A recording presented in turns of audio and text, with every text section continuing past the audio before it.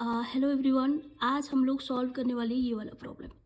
यहाँ पे बेसिकली पूछा क्या गया है कि यहाँ पे हमें x की वैल्यू y की वैल्यू फाइंड करनी है and then we have to prove that AB is parallel to CD। तो कैसे करेंगे, पहले हम लोग वैल्यू फाइंड करना पड़ेगा हम लोग को।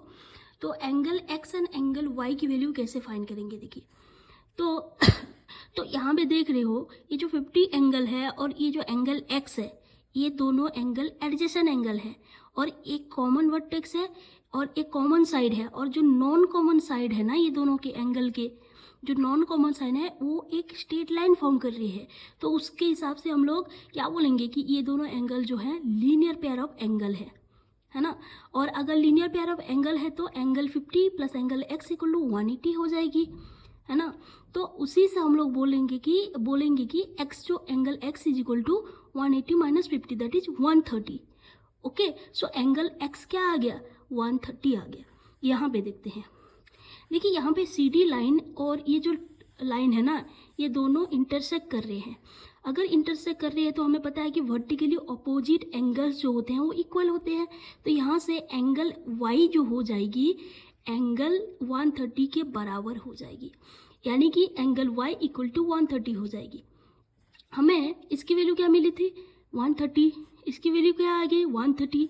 तो ये जो एंगल है ना, angle x is equal to angle y हो गया, ठीक है, दैट इज 130। तो ये दोनों एंगल क्या हो रहे हैं, क्या हम ये लाइन को एक ट्रांसवर्सल अगर कहेंगे और ये दोनों लाइन इक्वल हो रही हैं, यानी कि alternate interior angle are equal हो रहे हैं।